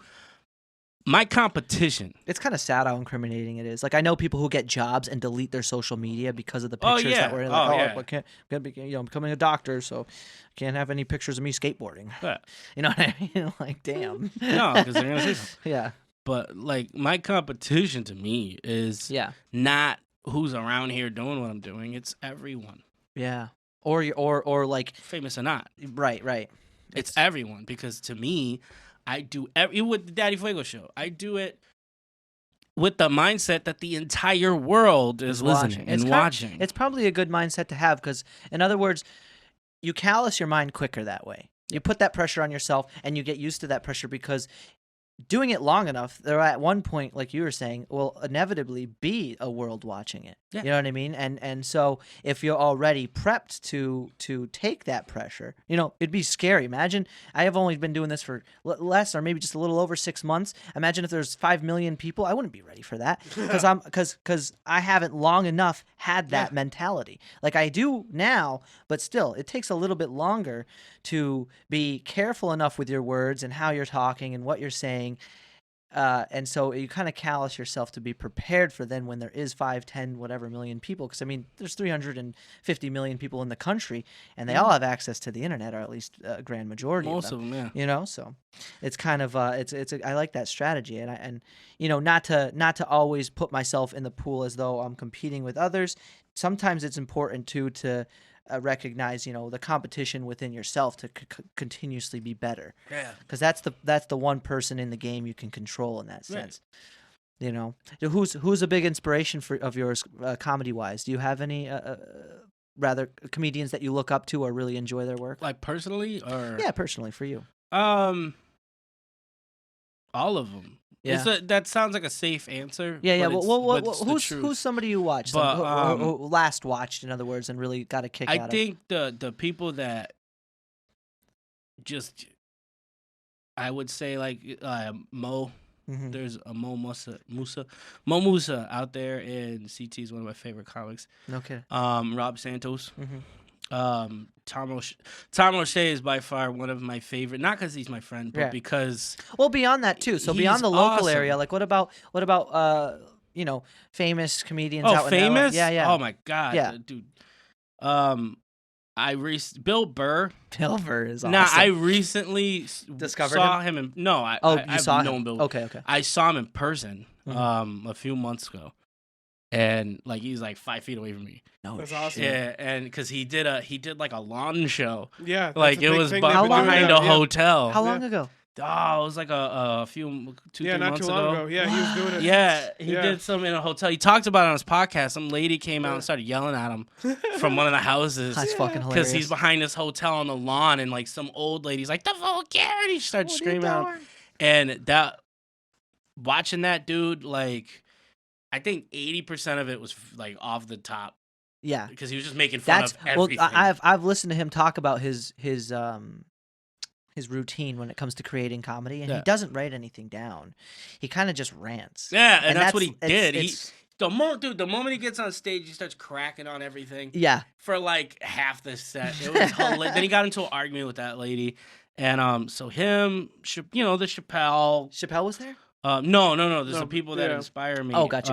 Him, Chappelle, CK. Yeah. The greats. Lewis is gone, huh? Does he still do stuff? No, he just put some out. He just put out earlier this year. He put out. I know he had that whole masturbating thing. That's why he had to do it. He released it on his own website. Yeah, he has that. He had a but he's been performing back in New York again, hasn't he? Recently? Yeah. I mean, not to compliment him on that last thing, but I will say, I've always appreciated his work because of how brutally honest he is. Oh yeah. He is like unfiltered. CK should be back. Yeah. It's God. Well, he did it. So much trouble. Yeah. I already can feel it, but I just think that's. Well, where do the allegations stand with him? I don't know much about it. Well, no, because here's the thing. I'm not saying that what he did was right. Yeah. It's weird. Super weird. And he definitely needs therapy. But he also wasn't. But the other thing too. But they're acting like he raped them, and you can't give somebody who does something like that the same sentence. Yeah, when it's not exactly the same. You can't do that, man. Like, because you're watering down. You're watering down when somebody actually goes in there and does something like that. Right. Like that's like giving to me. The way I look at it, that's like punching somebody and giving them a murder. Punching somebody and stabbing them in the face and giving them the same time. To me, that's ridiculous. Like, I'm not saying what he did was right, but I am also saying... in other words, there's a level of wrong. There's levels that he shouldn't lose his entire career. Right. Spacey should lose his entire career. Yeah, that's a whole other level. You get what I'm saying? R. Kelly should lose his entire career. Right. You know what I'm saying? But when people do things to that level, but like it's not there, and then people would argue, oh, but it could have been. I'm like, if it could have been, it would have been. It didn't stop Weinstein. Right. You know what I'm saying? So that's what I'm saying. I think that was as bad as he was going to get. Seriously. That's just who he was. He asked girls if he could masturbate in front of them. That's a weird thing to do. He's a weird dude. And he's a weirdo. It's just a weird thing to do. But should he never be allowed to ever do comedy ever again in his life? Well, you bring a good point because, I mean, think about all the other shit that goes unchecked. With all these other people, I mean, it's just there's certainly a grade to it. Yeah, well, there's something in the Constitution about cruel and unusual punishment too, for a reason. Yeah, exactly. The punishment doesn't fit the crime, like it fits. I'm not saying don't punish him. Mm-hmm. I never said that. I didn't say what he did was right, but I'm saying to lose I know what you're your saying, passion for the rest of your life. Yeah. Come on. And if anything, that'd just make him more fucked up and probably susceptible to doing the same shit more often. Yeah, why not? At that point. At that point, you got nothing to lose. Yeah. Yeah. So that's all I'm saying. I hope I don't get in too much trouble. Yeah, I know you'll be. No, you're good. They'll slaughter you 5 years from now. They'll slaughter you on Twitter. Something else. Charlie Sheen will do something else. Still run for political office and we'll be fine. Yeah, as long as you don't masturbate in front of women, you'll be fine. No, because it's weird. Like, well, that's just it. Like in my mind, I guess I'm not mind. 99% of dudes' minds. Imagine doing that in front of people. The first thing that happens to me as a dude who's doing that is like if I even hear somebody coming in or something like that. Like back when I lived at home with family, it's like all bets are off. It's done. Yeah. You know what I mean? Doing that in front of people, just watching, like what the fuck, dude? I'm just shocked that he has a sex drive to do it age. at that. Yeah, I know enough to do that in front of people just watching him. But he's a weirdo, man. That's too funny. Okay, so CK, Chappelle, Bill Burr, Rogan. I like comics hate Rogan. I say that, but yeah, they don't like Rogan too much. A lot of comics don't. I don't know why. You know what I learned in comedy? There's something brand new. Comics tell other comics if they're funny or not. Okay. And that's fucking stupid. Right. And that makes me get into an argument with a lot of comics because I don't care what they think. Okay, like so they'll say, "Oh, hey, Dame, because I've seen someone kill a set, kill a crowd, get off stage, and a comic go up to him and be like, "Oh man, great set, but that shit wasn't funny." Oh, that's fucked up. Oh, that's what you mean. That's not. No, cool. yeah, they that's do it all the cool time. Or they talk about each other. Oh, this dude's not funny. I'm like, I just heard him kill especially a room. kill, like, what are you talking about? Especially if he did a great job. I mean, what's the point of being like that? Fuck what you like that. They do that in rap. Yeah. And it's jealousy though. That's a product of jealousy. And I don't talk about it. Uh-huh.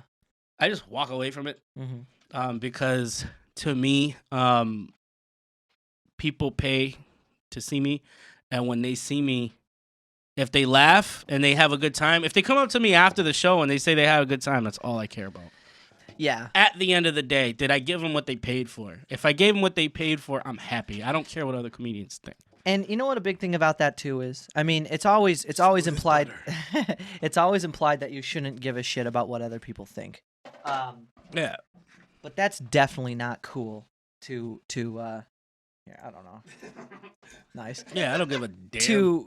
To tell somebody to their face that they sucked even though they did good.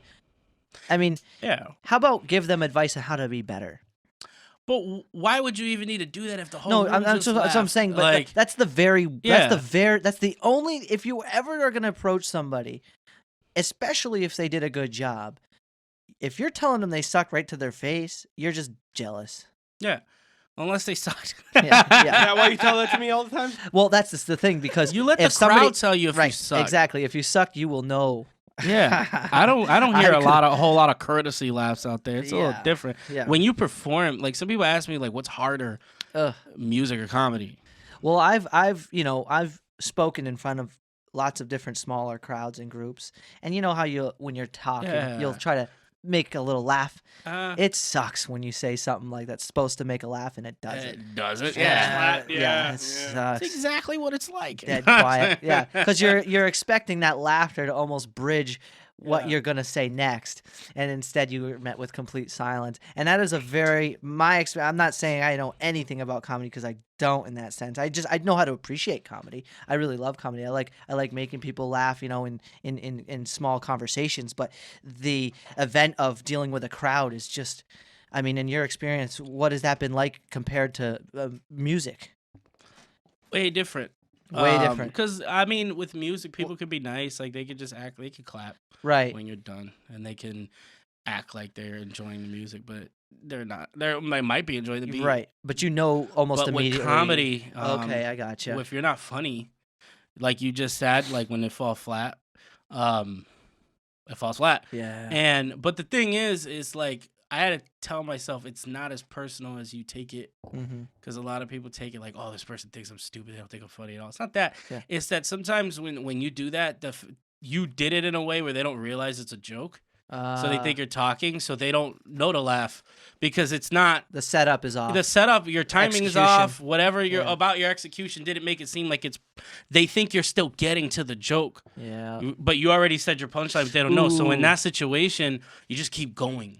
Yeah, it's not that you're not funny. It's just push. The format's a little. And once you learn to just push, like if that ever does happen, just push past it, go to the next thing. Like push past it, act like that wasn't supposed to be funny, like just that it was part of it, and just don't let it ruin your confidence on stage. Find a way to spin it and make it funny. Yeah, like exactly. Just be innovative. Like if nobody laughs, just say that's your best joke ever. Sorry.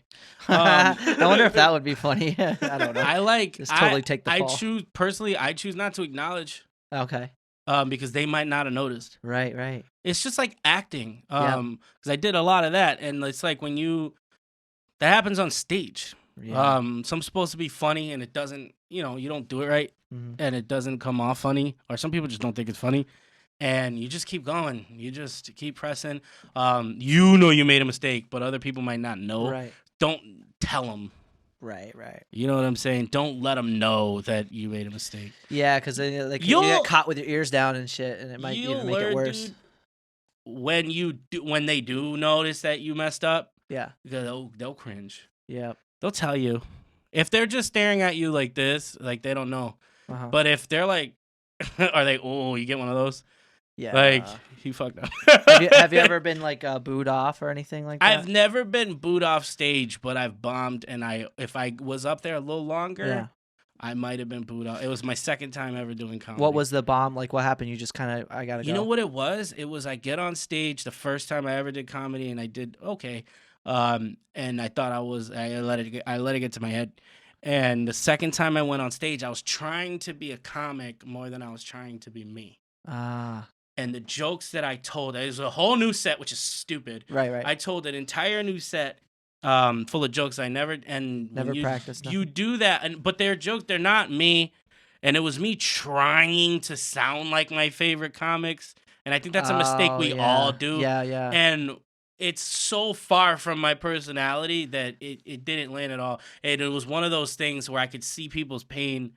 in their face, what they're like embarrassed for me. Ooh, That's one of those, and I felt it, they felt it, and it's because when you get off stage after one of those moments, no one talks to you. Yeah, it's the walk of shame. It's like you have like know it's been done. You know what you did. Yeah, and everybody's kind of just like, and like as you walk by, you go home and you cry. Yeah. It's like taking a real smelly shit in the middle of a very busy bathroom. You walk out of that stall, it's like farting in front of your crush. Exactly. Everyone knows what you did. They know it's you. Yeah. Yeah, you drive home with the music off. But like that's what I've heard that's what makes it great though. That's what makes you better is like having that. Like, I like what you said too.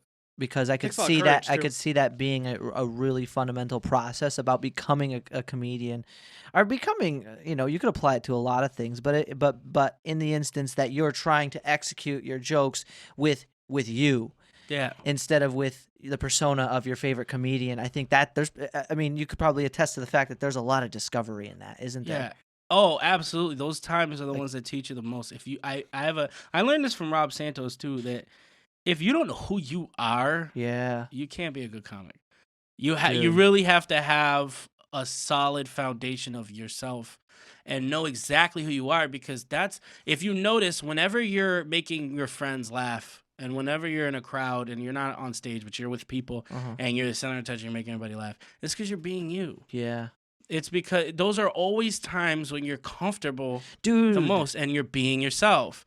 That translates to the stage the same way it translates to your friends when you're around them, because you are funny. Yeah. And you have to be yourself. If you're not the type of person that can do that normally, right, then you're probably not going to make a great comic. People put a lot of, in other words, I feel like if I was comparing myself to the times where I try to be funny versus the times that I am funny, that hits home, man, big time. Because still waiting for that time, Mike. It's always come on, give me this one, Dale. The instances in which I feel like I really, had a good time and shared a lot of laughs and made a lot of laughs is usually when I'm most comfortable with myself in that environment versus, say, when I'm trying. It never works when you're trying to force being funny. No, it's because comedy is so natural. Laughing is a natural thing. You can't. Yeah. It's not something you control. That's why they have on YouTube. They have challenges. Don't laugh challenges. Right. Because it's such a natural impulse to do it that it's a challenge to not when something's funny. So if it's natural to laugh and every culture on earth does it, no matter what language you speak, it's like music. It's like music. So if that's the case, then the source should work the same way. Dude, that's a big point. I like that. I haven't come across yet, and I love philosophy. I said it before, and in all philosophy and lectures, whenever the topic of humor comes up, they say humor, comedy, all that. Well, not all that, but humor and comedy are the highest forms of intelligence, whether you know it or not. Because you need a very keen mindset to know what's funny and how to make people laugh, and doing that.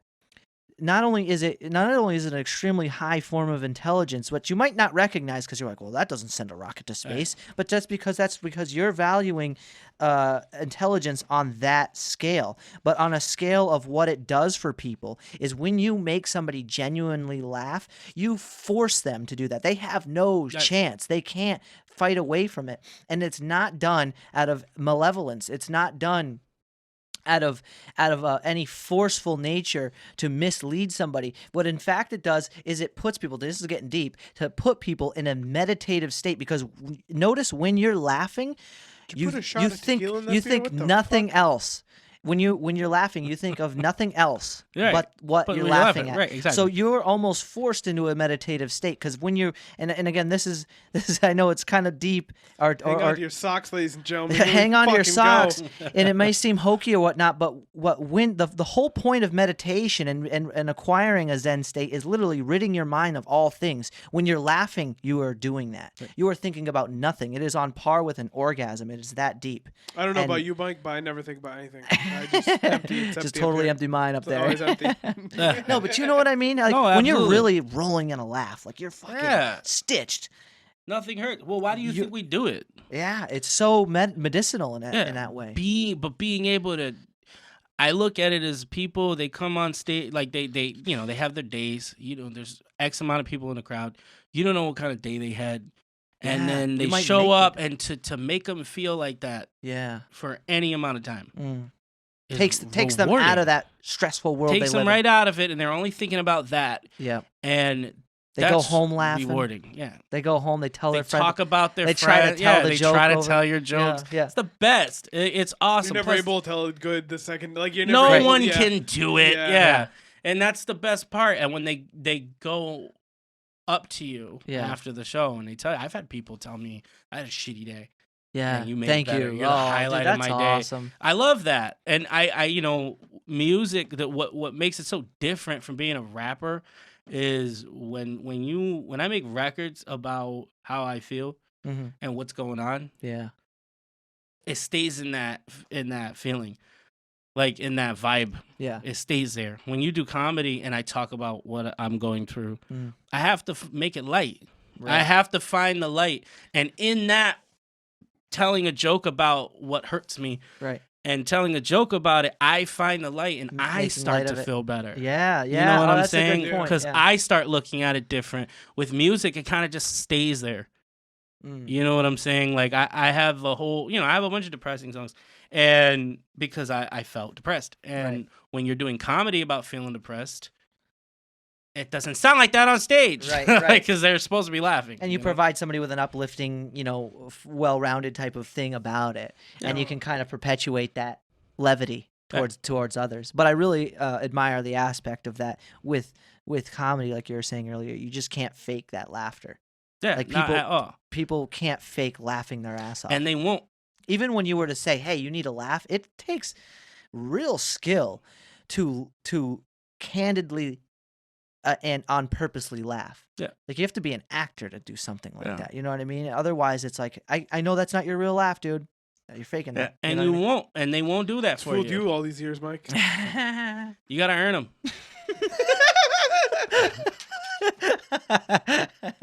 No, you really do. You really do, and they must serve as badges of honor in your in your respect to be able to take that home. There's a 1-2 to it, and there's a huge connection. I'm sure that kind of fully circles with you and the people in the room. It's just way different from music. I thought it was gonna be the same type of performance because I perform on stage. I can't count. Yeah, I think in high school alone, it was over 300 times that I rapped on stage. Yeah. Because we had an open mic every Friday. Every day for 4 years. Like every Friday for 4 years. You know what I mean? Cool. That exposure must have really given you some legs. All the things I did outside of that, and I cannot possibly sit here and tell you how many times I've been in front of X amount of people in a crowd, 1,000 people, 100 people, 8 people. When I did comedy, I was like, "Oh, I'm gonna be all right because of that." No, it's different. Different beast. Yeah, it's way different. Yeah.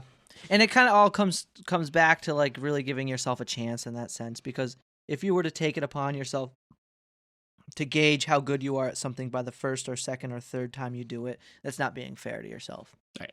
You know what I mean? And you see a lot of people kind of come up and then go away. I mean, in your time, it's just when they bomb the first time, most comics they don't come back. Oh wow. I've noticed that. And you can ask any comic. Yeah. A lot of people see that a lot. A lot of people don't come back because bombing hurts. Yeah. The first time, hurts your pride. You do have to be somewhat of a freak to go back after bombing, especially when it's bad. Yeah. When it's bad, when you bomb from a lot of people and then they talk about it after, you know what I mean? Like, it's bad, especially if you're there, you're walking through the crowd, you hear people make fun of you. Like, it's bad, and it's traumatizing, and a lot of people, they don't come back. Because think about it, everything that stops you right now from going on stage and doing comedy, imagine that actually happened. Yeah. That's exactly, the way you think it feels is how it feels. And that's a funny thing because... You're vulnerable up there, man. All the way. Because that's one of the few instances where worst case scenario actually happens. Yeah. Where in real life, the way you think it does. People are anxious about worst case scenario their whole lives about all kinds of different things, but that's never the case. It usually is never the case. But with comedy, that shows itself, I'm sure. I could only imagine. You're more likely for that to happen to you than you are to get booed off stage doing music. Yeah. Because people can clap you off. Right. But when it comes to comedy, it's like crickets, and you can see it. in their face. Taste it. For some reason. Yeah, because if they don't get if the crowd doesn't get the joke, then you're fucked. Like they don't know when to even fake a laugh. Yeah, because they don't know the punchline. It's not like acting either. I've learned because I've been on stage a bunch of times doing plays. You've done theater too? I've done theater, and Talk about different because when you do theater, you're looking at the actor. Yeah. But when you're doing comedy, you're looking just at the crowd the whole time. And if it's weird. It's like you can actually see them. Yeah. Past the lights when you're doing comedy for some reason. I think it's because you're trying extra hard because you're seeing if they're laughing. Yeah. But I noticed every time I did theater, I couldn't see. I performed for I don't know how many people I performed, thousands of people with theater. But then because it's performing arts school, their shows are huge. Yeah. They're not like regular high school. Where'd you go to college or high school? PVPA. Okay. Pioneer Valley Performing Arts. Oh, okay. So you went to high school in a performing arts school? 4 years, yeah. Wow. That's awesome. Mm-hmm. What a leg up. And then for college, I went to college in Boston. Okay. But then I dropped out of traditional. I went to Bunker Hill Community College. Yeah. But I had a couple buddies that went there.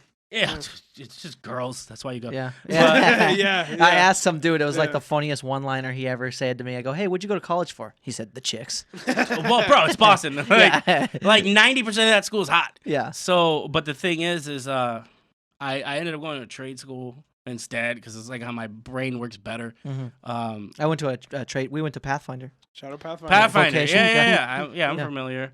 So I went to a trade school for college. Yeah. For auto. Yeah. So I was doing mechanic because everybody was trying to tell me to be practical. Mm. And then I finished. I graduated, and I'm a mechanic. I don't want to be practical. Yeah. You know what I mean? It's not that I love cars. I like working on cars. Yeah. But it's not what I want to do. I want to do that for fun. Yeah. I did that to satisfy other people. Exactly. And that happens a lot. That's one thing Gary Vee talks about a lot, is how much we all will do things for other people and not for ourselves. And it's like I don't think it's fair to say, oh, if you're doing something for yourself, well, that's selfish. Because it's not. When you're doing something for yourself, you're giving yourself the ability to be somebody who's more at service towards others in an inverted way, because you can now be either the inspiration for somebody or have the resources to help somebody, versus you being somebody who does something they hate or in a place that they hate or taking up a major that they don't want to do. Imagine, 6-7 years or whatever, college, and then you don't want to do that, and you're in debt, and you have just a degree that you don't want to act on. Yeah. You've really fucked yourself over. That happens a lot. Yeah. It does. It fucks yourself over. I know a lot of people with degrees are not using it. It might be the most popular thing that happens. Yeah, because there's so much pressure to go to college, and that people are going to college for shit that you don't need to go to college for. Mm-hmm. You don't need a liberal arts degree. Yeah. You don't need that. You don't need a criminal justice degree. That's a dumbass degree too. Yeah. To be a cop, you don't need a degree to be a cop. Yeah, I know. And you shouldn't if you've ever been one. Yeah. It's not that you just need to learn how to control your temper. Right. Oh, well, that doesn't require college. I would say as far as policing in general, I feel like a cop would say, well, it would be nice if there is more training. Absolutely. You know what I mean? More training but is huge. The best training is out there. Yeah. You just need to be supervised more. Yeah. And you need they don't some type of vetting process. The thing is, it's hard to compare what cops are doing in because you could take a cop here from Palmer or Belchertown and then take a cop from Boston. They're going to be dealing with two different beasts. Different. They're two different environments. But here's what I tell people when it comes to that. Take a cop from Chicago. You know what I mean? They're gonna be. It's like training day. Everybody's out to get you. It's gonna be way different. But there are military cops, right? And military cops deal with a large volume of the public because the majority of these bases are civilian, and there are weapons on base. There are criminals on base. There are rapes on base. There are murders on base. There's everything you would find in a town. I argue that sometimes it's more lit than a small town would be anyway, right? Yeah. NCIS ain't no joke. That's a real department. You don't see them on the news doing stuff like that. Why? Why? Training. No, yeah. Because of the way that they're taught. We're not taught the first person that needs to go home is you. Yeah. That's not embedded. That wasn't embedded. When I was security forces, they didn't tell me that I needed to go home. They would say, you might die today. Accept it. Yep. civilian police are like officer safety. You need to make sure you go home to your family. Like, do everything. I'm like, so what is the gun, the vest, the secondary things, the training? What is all that for? It's almost like they scare you more. In other words, you're more like, oh shit, you know. It's just the mindset's different. It's like they don't callous your mind in the same way. We get trained to take care of the public more, and I'm getting a lot of hate, but it's the truth, and that's what I've learned because I've dealt with a lot of public police departments, and that's the way they freaking are. I'm going home. Like at the end of the shift, I need to make sure that no matter what, I go home before anything else. That's the mentality. Whereas in the military, because I've never been a civilian cop in my entire life, but I've been around them. Being in the military, I didn't choose to be a cop in the military. They made me, because when you join the military, they tell you this is what you're gonna do. I was 17 and athletic. That's what they made me do. No, I do wish they push some of those principles, and hopefully they will, especially after this year. I'm sure a lot of different things will be implemented. Jocko on Joe Rogan's podcast Jocko Willink was making some good points that he was talking about military police and how they are talking about just SEALs in general, or special forces have training like once every 3 months. Like combative training for de-escalating situations and stuff like that. Oh, it's more than that. Yeah, it's probably more than way more than that. And it's every day. And you would think, especially bigger cities would take that same level of care towards their own law enforcement team or teams. For a big city like Chicago, New York, LA, I mean, there's no excuse, in other words, to have people who suck at that job and who are making bad decisions at the wrong time. If you work 8 hours a day, you could take a 9th hour to train. Yes. And that's what we did. We trained every day, every shift. It doesn't matter if it was busy. The base has tens of thousands of people that go through it every day. We have to be out there doing our jobs and stuff like that. But on your off time, you train. Yep. While you were on, if it was a little dead, you trained. We trained constantly. We train all the time. We train with local police. We train with state police. We train with everybody, because you have to. Yep. And I learned, and that's why the Mass State Police are better than everybody else, is because they train more. Yep. There's more of a training program, and I'm speaking from somebody from experience. Right. That there is. The training is absolutely everything. Will you learn that in a college class? Absolutely not. No, it's kind of weird to imply that because you can't. There are a lot of things, especially with college, that you just cannot replicate by reading a book or reading about it. You can score 100 on a test and get shot in the face your first day because you don't know how to take cover. Right. Well, in other words, like think about how much you could write. Especially you said you're a good marksman. Now imagine teaching somebody with literature how to become a good marksman. Yeah, it's just impossible because there's a feel to using a tool. Example. Yeah, it's not gonna work. Yeah, it's absolutely not gonna work. And I use all of that stuff in everything I do. Yeah, it takes physical experience to know how to do that. Especially imagine teaching jujitsu to somebody with literature. You can't. Yeah, you could talk about the experience or write a story or something, but it's not going to make somebody a black belt. You won't be able to be a sensei through literature ever. Absolutely. Yeah. And that's why I believe in OJT. Yeah.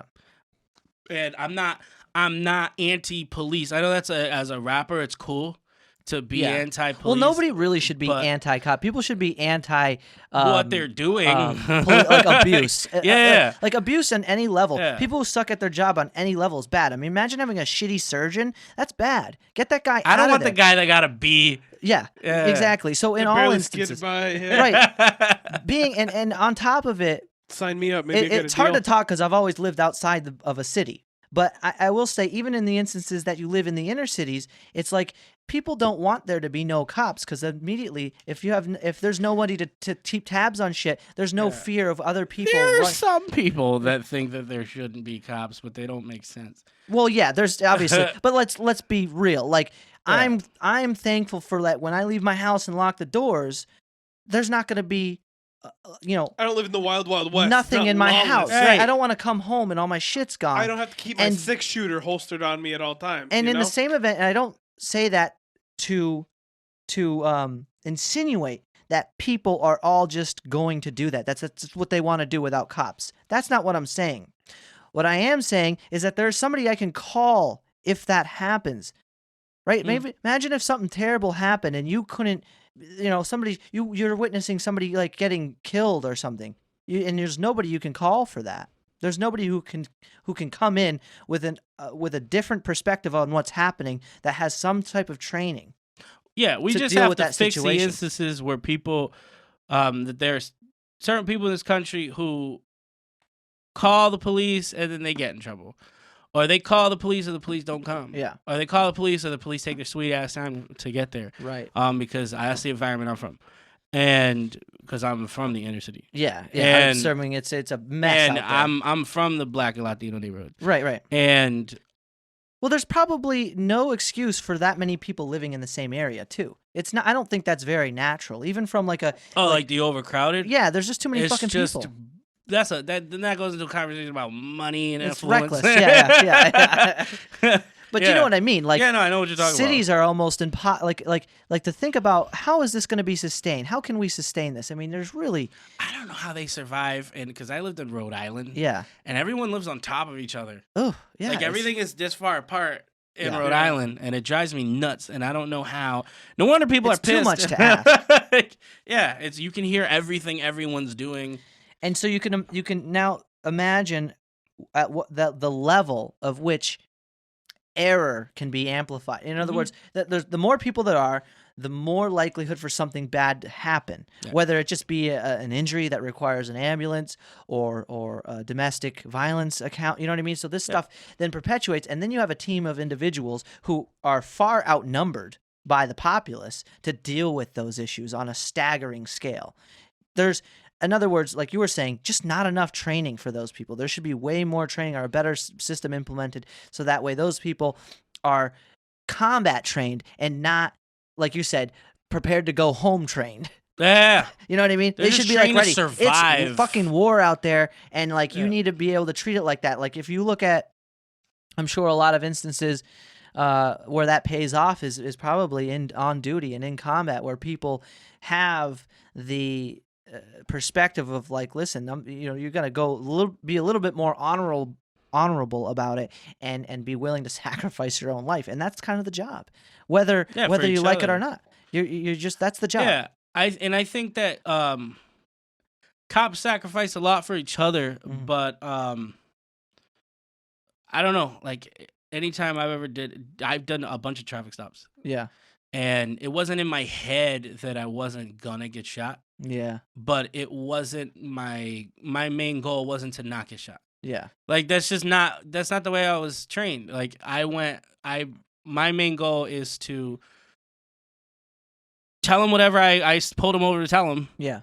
And they're safe. Right. I help them get back into traffic. Yep.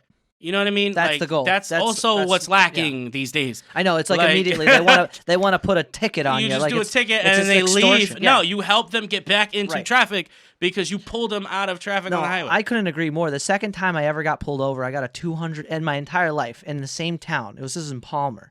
You know what I mean? Yeah. And it's like, I don't have a record. Why are you slamming me with a $270 ticket? I have like a minimum wage paying job at the time. That fucks you up for a long time, because now it also puts points on your record, and then you have to pay that off in an amount that's attached to your car insurance, and it's like, dude, why don't you just talk to me? Like, listen, you can't be speeding up like that. Yeah, that's a whole nother pressure, because then if you don't give tickets, then you get fired because they say you're not doing your job. Right, exactly. So it's like, why would you put that pressure on cops? Like, if my argument, if I could do it at 17 and not shoot nobody. Yeah.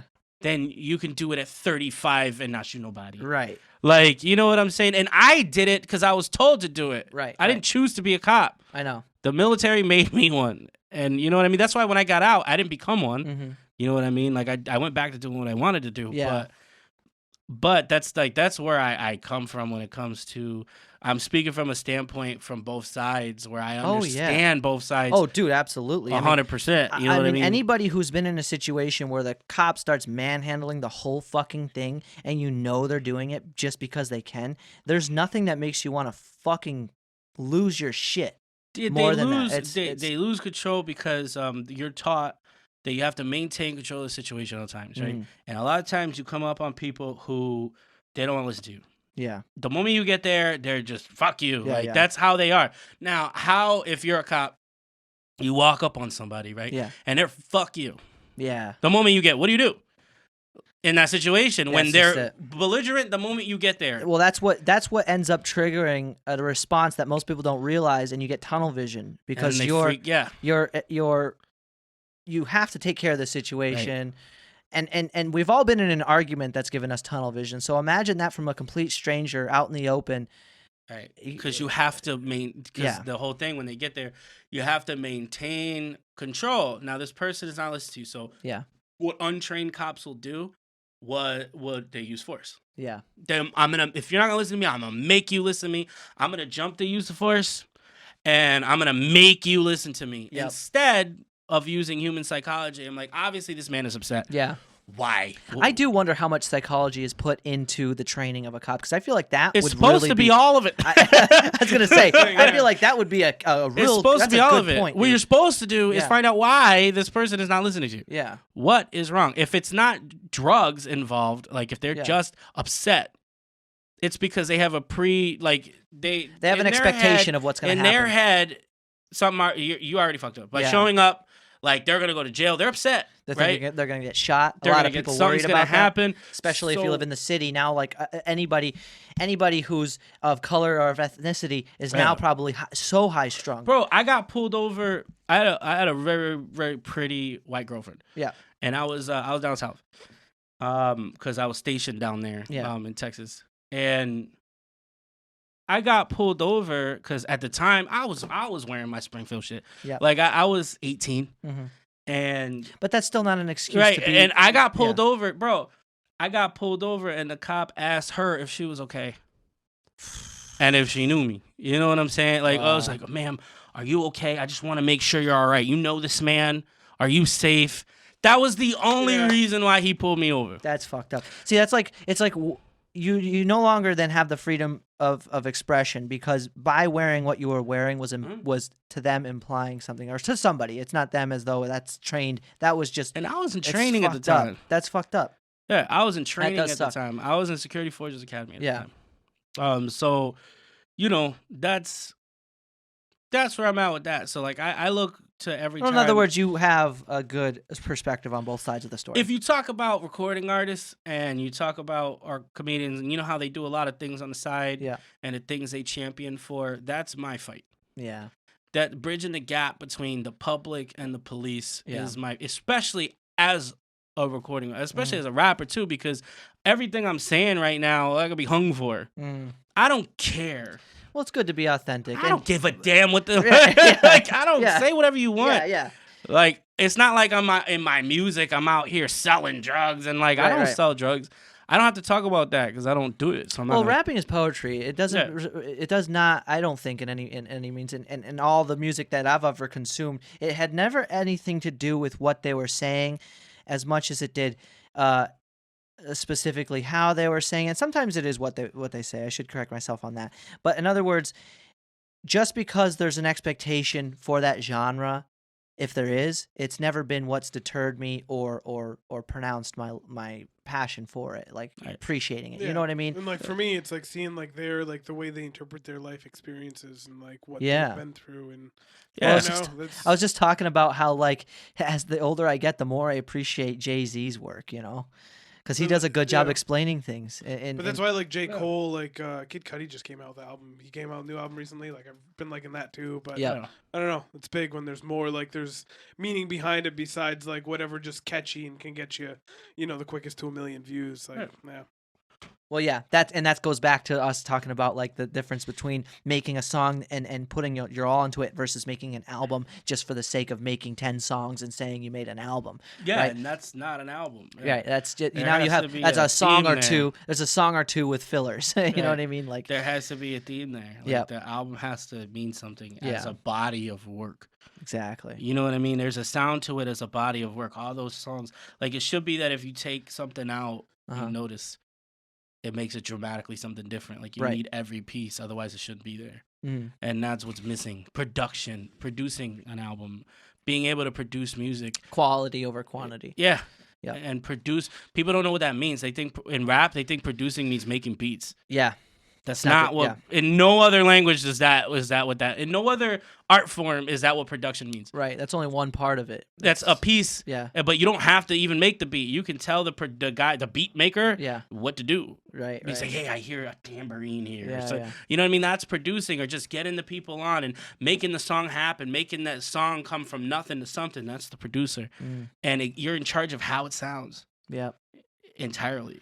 Oh, you're painting a picture. So executive, you don't want to use the wrong colors. Yeah. Right. Exactly. Yep. You're painting a whole picture with all these different colors, and each song is a color. Right. Exactly. So when you put an album together, that's what you're doing. And the title is the name of the painting. Right. And that makes the album. That's gone now. Right. I'm noticing when it comes to raps, people lost that. They just do a bunch of tracks and call it an album. Are you out of your mind? When an album is supposed to be like a whole. My friend, you made a mixtape. Yes. Dude. That's the difference. People are like, awesome. What's the difference between an album and a mixtape? Direction. Yeah. I think like that would be the difference. Storyline. Yeah. There's no That's plot. What's the plot? Yeah. What's the story? What are you trying to convey? And if it is, just a compilation of songs, dude, that's such a good point. I never thought about it. That's a mixtape. Yeah, that's a mixtape. All right. Well, hey, we're almost at 2 hours here, Dame. Awesome, man. I'm going to just express my gratitude again to you for coming on. And it's been real. Yeah, it's been good. That means I didn't bore you guys. No, man. I had a fucking blast, dude. Thank you so much for coming on, and it's an honor meeting you. Sorry we had a mix up there. Rather, I didn't see you last weekend, but we still got it in, man. And this was fucking awesome. And we'll have to do this again. I'm going to be tuning in to Let's Talk because everything's going to be below, guys. So, again, check that out. What do you want to shout out? If you had anything, well, before we shout anything out, too, I love to ask people, if you had anything to say to the whole world, what would it be, Dame? December 23rd. Whatever. Well, yeah. December 23rd. Check it out, guys. Let's Talk After Dark is going live at 8 p.m. It's a Wednesday. You can only get your prizes if you tune in live. I will be there. Maverick Prasad will be there. Benny Blanco will be there. Hell yeah. And we will be giving back to the people that have given so much to us over the years. That's awesome. Gift cards and shit you said too? All kinds of shit. That's awesome. I'll be tuning in. That's all. That's what I want. Those are my last words. There we go. Well, guys, thank you all so much for tuning in. Like, comment, subscribe. It is super helpful to do all of those things. I appreciate all the love and support we've been having, and everybody for tuning in. You guys are awesome. Happy holidays. Happy holidays. Happy holidays. Yes. Yeah, it is around that time when this comes out. So, hey, peace out, guys, and have a great day. Woo!